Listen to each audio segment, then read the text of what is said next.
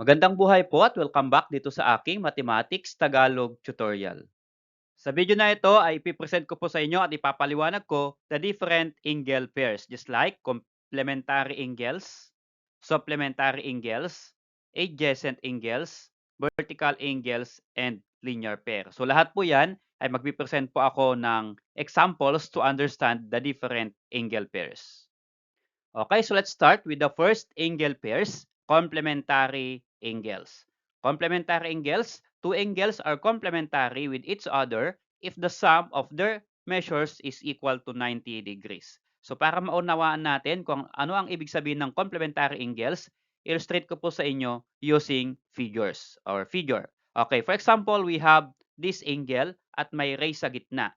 Okay, at may nakalagay dito box. Ang ibig sabihin po ng box na yan, itong angle na malaki na ito, ang ibig sabihin po nito ay right angle or ang measurement is 90 degrees. So kapag iset ko po na yung nasa baba angle na yan ay angle 1 at yung nasa taas ay angle 2. So sabi dito, sa definition ng complementary, the sum of their measures is equal to 90 degrees. So therefore, measure of angle 1 plus measure of angle 2 should always equal to 90 para sila ay complementary. Okay, so mag-set po ako ng measurement ng angle, for example, angle 1 ay 50 degrees. So ano kaya ang measurement ng angle 2 para sila ay complementary? So syempre, ang ilalagay po natin sa measurement ng angle 2 ay yung number na kapag pinag-plus natin o ipinlas natin sa 50 should be equal to 90. So ano po kaya? So ang reverse lang nito, subtract lang po natin yung 90 dun sa 50, di ba po? So 90 minus 50 equal to 40. Or by using this formula, measure of angle 1 is 50. Substitute po natin. Angle 1 is 50, lagay ko po, substitute natin. Plus measure of angle 2, ito po yung unknown natin, hindi po natin alam yung measurement, is equal to 90. So, ginamit ko po using equation.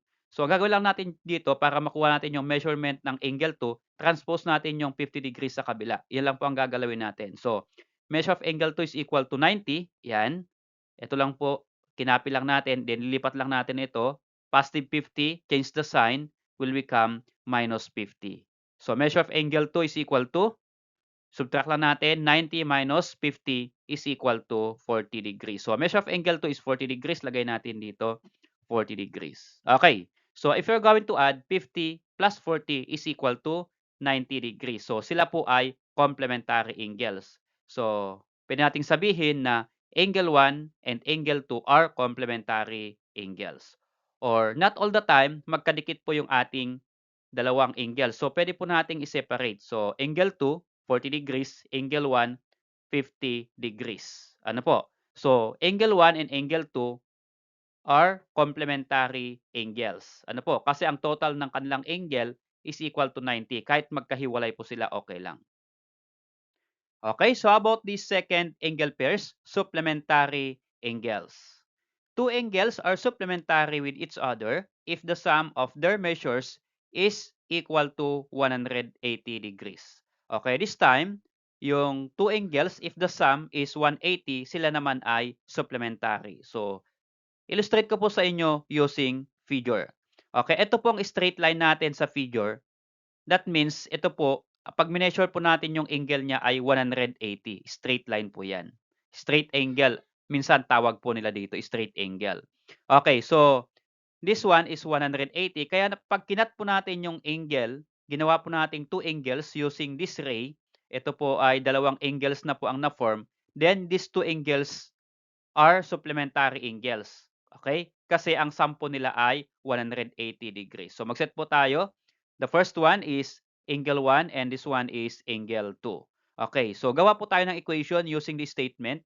The sum of their measures equal to 180 degrees. So, ito po yung kanyang equation. Measurement of angle 1 plus measurement of angle 2, okay, is equal to 180 degrees. Okay, set po tayo ng example. For example, ang angle 1 is 120 degrees. Ano kaya ang measurement ng angle 2? So, syempre, ang gagawin lang natin dito, since ang total ng dalawang angles ay 180, so subtract lang natin 120 or 180 minus itong 120, yung sagot ay ito po yun, angle 2. Okay, using this formula, substitute natin, measurement of angle 1 is 120 degrees, lagay natin diyan. Plus measurement of angle 2 is unknown, kaya measurement of angle 2, then bring down equal 180 degrees. So the same process, lipat po natin 120 sa right ng equal sign. Ito yung equal sign natin. Kapag tumawid po ng equal sign, change the sign, this is positive will become negative. So let's become measurement of angle 2 is equal to 180 degrees, then minus 120. So measurement of angle 2 is 60 degrees. So 180 minus 120 is 60 degrees. So therefore, itong measurement ng angle 2 dyan ay 60 degrees. So total natin or add natin kung tamang 180, 120 plus 60 is equal to 180 degrees. Okay, so kapag ang sum po nila is 180 degrees, then we can conclude that angle 1 and angle 2 are supplementary angles. So not all the time again ay magkatabi po itong dalawang angles. Pwede pong i-separate yan. For example, yan po yung angle 2, ito po yung angle 1. So if angle 1 is 120 and angle 2 is 60 degrees, then sila po ay supplementary kahit magkahiwalay basta't ang sum po ng angles nila ay 180 degrees. Okay, so for the third angle pairs, adjacent angles. Adjacent angles are angles which have a common side and a common vertex but no interior points in common. So ano po ang ibig sabihin? Illustrate ko po yung ating figure. So we have this angle, okay? Angle A, B, D at gumawa po tayo ng ray sa gitna. So ray BC. So makaka-form po tayo ng two angles. So this is angle 1 and this is angle 2. Okay, so yung angle 1 ay angle 2 ay adjacent angles. Bakit po? Lagay ko po muna diyan. Angle 1 and angle 2 or gamitin po natin yung 3 letters to name the angle. Ang angle 1 po, ito po yung angle 1. Ang 3 letters na name po niya ay CBD. Okay, so angle 1 is angle CBD or angle 2 is ABC. So ito po yung angle 2, ABC. Okay. So angle 1 and angle 2 are adjacent angles. So sila po ay adjacent angles mula sa ating definition, angles which have a common side. Ang common side po nila ay ito pong ray BC. Lagay ko po.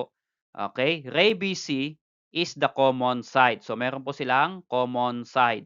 Ito pong BC ay side ng angle 2 at itong ray BC ay side din ng angle 1. Okay? So ito po yung common side nila.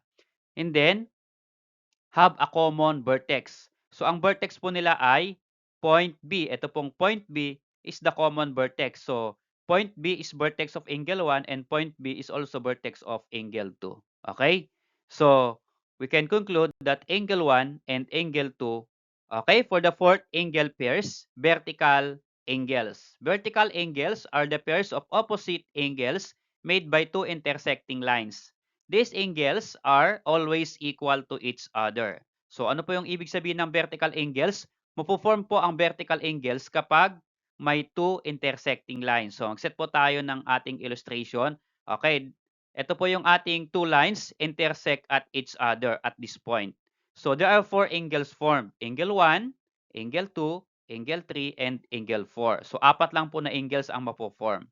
Okay, so meron po tayong makukuhang vertical angles dito. Sabi po niya, pairs of opposite angles. Ang sinasabi po niyang opposite angles ay yung magkatalikod na angle. For example, ito pong angle 1 and angle 3, sila po ay opposite. Sila po ay magkatalikod. Ibig sabihin sila po ay vertical angles. So, angle 1 and angle 3 are vertical angles. Also, meron pa pong isang pair. Angle 2, ang katalikod po niya ay angle 4. So, angle 2 and angle 4 are vertical angles also. And sa second statement, sabi niya, angles are always equal to each other. So, equal po ang measurement ng vertical angle. So, angle 1, okay, and angle 3 are equal. So, angle 1 is equal to angle 3 and also angle 2 is equal to angle 4. Okay, so mag-set po tayo ng example. For example, angle 1 natin ay 50 degrees. So, ano po ang measurement ng angle 3? Okay, sila po ay vertical. Ang vertical po ay equal. So, ibig sabihin, ang angle 3 din ay equal to 50 degrees. For example, Angle 4 is 130 degrees. Ano po ang measurement ng angle 2? Since sila po ay vertical, so ibig sabihin yung angle 2, ang measurement din po niya ay 130 degrees. So yan po ang ibig sabihin ng vertical angles. And also, sa intersecting lines, recall natin yung concept ng supplementary angles. So ito po ay straight angle. Straight po yung line natin. So kapag straight, di ba sabi ko kanina sa supplementary, ang sum is 180. So angle 4 and angle 1, sila po ay supplementary kasi nasa straight line po sila. So dapat ang total po nila ay 180. Tingnan natin. 130 plus 50 is equal to 180. Tama po, supplementary. And also, this line, okay, itong line na ito, angle 4 and angle 3 din ay nasa straight line. Ibig sabihin sila din po ay supplementary. Tama po ba? So, add natin 130 plus 50 is 180 also. Ayan. So, may application po dito sa vertical angles yung supplementary angles. Okay, for the fifth angle pair, ito po ay linear pair. Linear pair is a pair of adjacent angles formed when two lines intersect. So again, ang linear pair din ay mapo-form kapag yung dalawang lines ay nag-intersect. The angles in a linear pair add up to 180 degrees. Okay, so it is adjacent and supplementary in short. Okay, for example, ito po yung ating two lines intersect. Again, two lines intersect, makaka-form po tayo ng 4 angles. So, mayroon din po tayong vertical dito. Okay, meron din po tayong adjacent dito. Okay? At meron din po tayo ditong ano po, supplementary angles. Okay, so sa linear pair naman, sila ay adjacent at the same time supplementary. So pag sinabi nating adjacent, may common side. So for example, angle 1 and angle 4 ay linear pair kasi adjacent sila. May common side. Ito pong side na ito. At supplementary sila kasi nag-fall sila sa straight line. Ano po? 180 po ang supplementary. Okay. So we have here, linear pairs po natin ay angle 1 and angle 2. Okay, this one. Also, angle 1 and angle 4. Okay, this one. And also, for angle 4 and angle 3. Okay, this one. And last, angle 3 and angle 2. Okay, this angle. So, sila po lahat ay linear pair. So, adjacent na at the same time supplementary. Yun po yung linear pair. Okay, so let's have this activity after discussing the different angle pairs. So, use the figure below to determine whether the following pairs of angles are complementary, supplementary, linear pairs, adjacent, or vertical angles. Okay, so ito po yung ating question 1 to 5. Sasagutan po natin ito based po sa ating figure. So sabihin lang po natin yung given na angle dito kung sila po ay what kind of angle pair. So natin po natin number 1, angle OPH. Asaan po yung angle OPH? Ito po yung O. Ito po yung P, pinakang center. And then asan po yung H? Ito po. So lagyan ko po ng mark dito, OPH. So yan po yan. And ang pair po niya ay angle OPE. Saan po yung O? Ito po yung O, then P, and then E. So itong angle po na ito. So lagyan ko po ng mark. Okay. So ano po ang relationship ng dalawang angles na ito na na-mark natin? Notice here ay na nag-fall po sila dito sa straight line. Ano po? At sila po ay magkadikit dito. So dalawa po ang pwedeng maging sagot dito. Okay? So ang pwede po diyan, sila po ay pwedeng linear pair, 'di ba? Yung linear pair kanina ay magfo-fall sa straight line. At the same time, linear pair, aside from linear pair, sila po ay supplementary angles. Okay, supplementary kasi ang sum po nila ay 180 kasi nag-fall po sila sa 180 degrees. How about number 2? OPH, asan po yung OPH? The same yung una kanina. Angle OPH, okay, this one. Mark ko po ng kulay red para maiba naman. Ang partner po niya ay angle HPC. HPC, ito po yung HPC, ito po yung C. So, HPC. Okay, this angle. So, partneran ko po yung red. Yan po yung partner niya. So, ano po yung masasabi natin sa dalawang angles na ito? Okay, this angle and this angle. So, sila po ay, ano po? Sila po ay adjacent. Bakit po adjacent yung dalawang angles na ito? Meron po silang common side at common vertex. Ano po? So, sila po ay adjacent to each other. How about number 3? Angle OPE. Saan natin? OPE. Okay, this angle.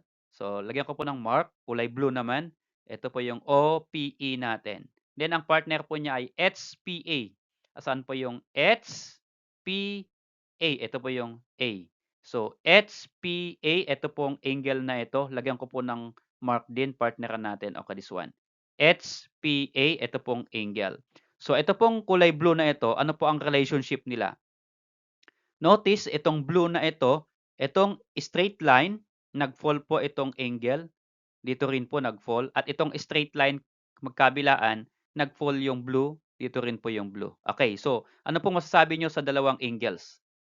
So sila po ay, okay, opposite angles, di ba po? Sila po ay vertical angles. Okay? Kasi ito po yung straight line na isa, ito po yung straight line na isa. So nag-cross, so sila ay vertical angles. Ano po? So number 3 natin, vertical. How about number 4? Angle HPC. Asan po kayo yung HPC? So, HPC. Okay, this angle. Lagyan ko po ng mark. Okay, kulay green. HPC. At ang partner po niya ay angle APC. So, APC. Okay, this angle. Okay.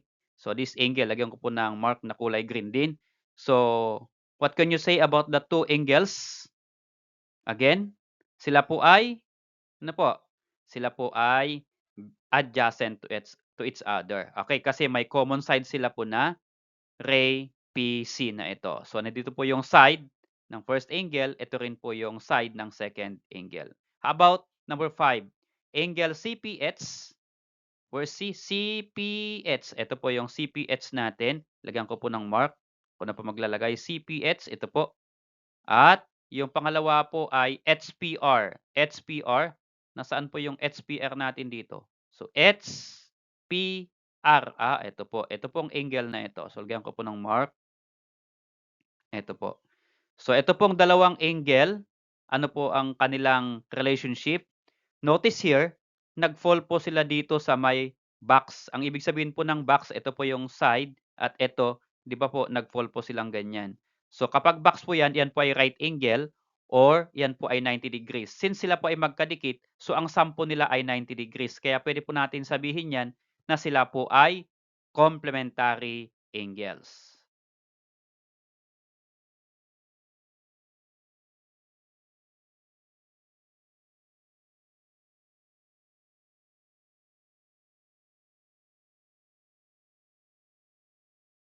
Okay, so how about this second activity? So direction, use the figure below to answer the following. Okay, so ito po yung ating questions at ito po yung ating figure. So sasagutan po natin yung questions. Number 1, which angle is vertical to ECR? So aling angle daw po ang vertical to angle ECR? So i-mark po natin yung angle ECR sa ating figure. So ito po yung E, C at R. So ECR, okay, this angle. Lagyan po natin ng mark. Okay, yan po yung angle ECR. So, ano daw po ang angle na vertical sa ECR na ito? So, ito po ay, di ba, pag sinabing vertical ay opposite angles. Katalikod po ng ECR na ito po yung katalikod niya. Tama po ba? So, sila po ay magkatalikod. So, this angle. Okay? So, ang angle na ito ay angle BCX or pwede naman pong XCB. Okay? So, lagay po natin. Yan. Angle BCX. Okay? Next, number 2. Which angle is complementary to angle XCB? Angle XCB. So, XCB. Ito pong angle ulit yan. Lagyan ko po ng mark. Yan. So, XCB. So, ano po yung kanyang complementary? Pag sinabing complementary, ang sum is 100, ang sum is 90 degrees. So, notice here, itong intersecting line natin na ito, may nakalagay pong box dito. So, ibig sabihin, ito po ay 90 degrees. Okay? So, ibig sabihin, ito rin po ay 90. Ano po? Ito rin po ay 90 kasi ito po ay 90, ito po ay 90 din para 180. Ano po? So, kapag itong BCX, okay, para sila ay complementary, ang ka-complementary po niya ay ito pong angle na ito. Ano po? Ito pong angle XCT or pwede pong TCX. Okay, lagay ko po sa number 2, XCT. How about number 3? Which angle forms a linear pair to XCT? So, XCT, ito po yung ating angle. Lagyan po natin ng mark. Yan, kulay blue. XCT. Sabi po niya, which angle forms a linear pair to? So pag sinabi nating linear pair, dapat meron po tayong straight line. So asan po yung straight line natin? Ito po. Pwedeng ito yung straight line, pwede pong ito yung straight line kasi ito po yung dalawang side po ng angle na ito. So ang gagawin ko po diyan ay ito, pwede po diyan. So ito po yung gagawin kong straight line. So kapag ito po yung XCT natin, ito naman po yung another, okay? So yan. So sila po ay nasa fall sa straight line para sila po ay linear pair. So ito po ay angle XCS, okay? Angle XCS for number 3. How about number 4? Which angle is supplementary to XCB? Okay, supplementary naman po ang tinatawag dito o tinatanong. XCB, ito ulit yung XCB. Okay, this angle ulit. May mark po dyan. O yan. So, XCB, itong angle, para sila po ay supplementary. So, again, ang supplementary, kailangan natin ng straight angle. So, itong angle na ito, andito yung kanyang straight angle at itong angle, ito rin po yung straight angle. So, pwede kumuha tayo dito or pwede naman po sa kabila, kukuha tayo sa kabila. Ano po? So, ang kukunin ko ay dito po sa baba. Kahit saan po pwede. Pwede po sa taas kasi ka-straight line niya. Ito. Pwede naman po dito sa baba. Ito po yung kanyang ka-straight line. Ito po yun. Okay, yung angle na yan ay XCR. Ito po yun. Okay? XCR, pwede ba naman pong RCX pabaliktad. Basta't ang gitna po ay C. Okay, so XCR po ang aking ginamit dito. How about number 5? What are the two pairs of an obtuse vertical angles? Okay, ano pong ibig sabihin kaya ng obtuse vertical angles? Okay, so pag sinabi po kasi nating obtuse ay greater than 90 degrees. Di ba po? So, obtuse angle is greater than 90 degrees. So, pwede po ang, ayan, lagay na lang po tayo, BCE, okay? At, siyempre, more than po, pag tinutol natin, more than, pwede pong, ayan, okay? So, pwede pong angle XCT and angle SCE sa figure at pwede naman pong XCB at angle ECR. Okay, so asan po yung XCT? So XCT, okay, this angle at SCE, ito po yung SCE. Salamat sa pod kaibigan. Kung nagustuhan yung video nito, please click like and subscribe kung bago ka pa lang po dito sa aking channel.